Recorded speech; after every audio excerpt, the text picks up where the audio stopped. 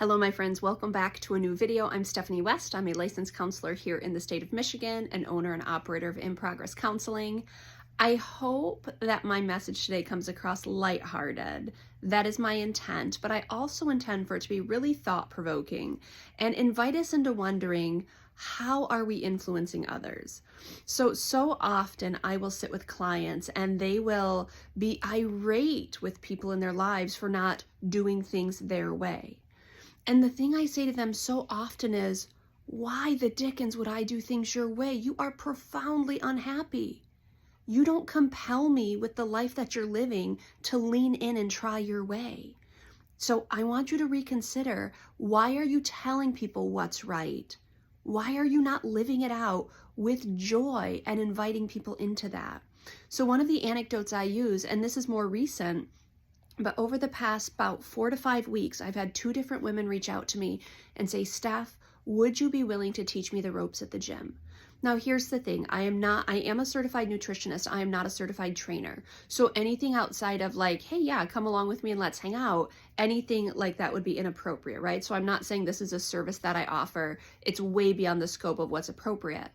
But then you ask, okay, why are women reaching out to me to say, hey, Steph, can you show me the ropes at the gym? Well, number one, it's a cornerstone of my life. If you go to my Instagram, you'll notice that working out is such a high value for me, but it's not working out and like, oh, I just have to submit my body and I have to make sure that it does what I want it to.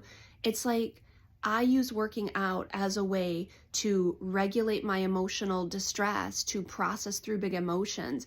It's a community piece that starts my day. It's an energy expenditure that I look forward to. And when I post about it, I am elated with the things that I get to do.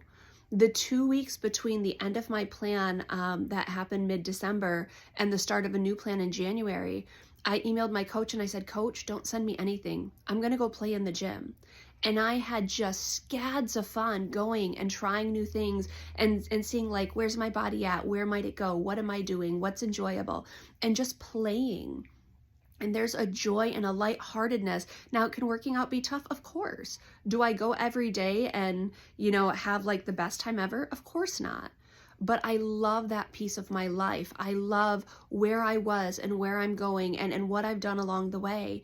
And it just pours out of me. So when someone says, can I come to the gym? I'm like, oh my word, let me show you my ways. Now, my ways aren't the only way, but it could be an entry point for someone. But the point is, people are drawn to that. It's not me going over to someone's house and be like, you could really use some weightlifting. Get your butt to the gym with me on Monday and I'm going to show you what's up. And we're going to do nose to the grindstone and we're going to fix your life because you're broken. No, it's drawing people in. It's inviting them in.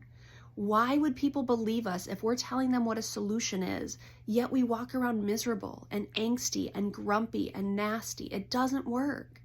This especially is disconcerting when it comes to faith.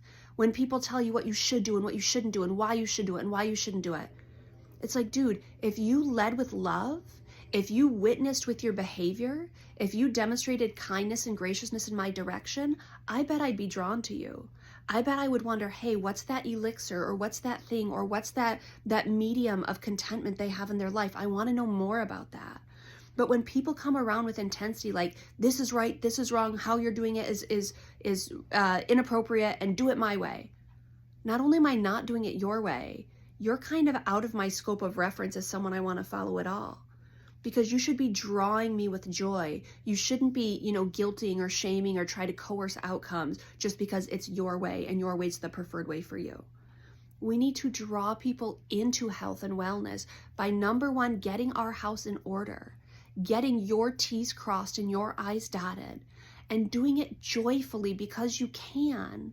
And people will be drawn to that. They'll say, hey, something's different over there, and I want a little bit of different in my life. Maybe I'll lean in that direction. Now, we do live in a culture where tough love is kind of one of the mediums that really reaches people, talking, poorly to people, using kind of some intensity in their direction. And for some, okay, you might get somewhere, you might influence. In general, though, drawing people into something versus trying to tell them what the right next thing is, it can be life-changing. So I want to encourage you to think today, are you doing things in your life that bring you joy? Are you cultivating a life with rhythms that are healthy and nourishing, where other people might look at you and say, hey, tell me more about that? Don't run out into the world around you telling everyone what they should be doing and why they should be doing it your way and why your way's best. Draw them in. Live a life of witness and see who comes your way. It's pretty cool to be kind of open-handedly saying, this is what I'm doing. Take it or leave it. I'm okay either way. But I know that this adds value to my life, and I know my life is enhanced and I experience joy because of these things. Think about that, guys. What do you want to invite in and create kind of a life of rhythms that bring you joy, that bring you contentment, that might actually fuel other people as well? We have that type of influence. We don't do things we don't have that influence by just telling others what they should be doing and why they should be doing it our way.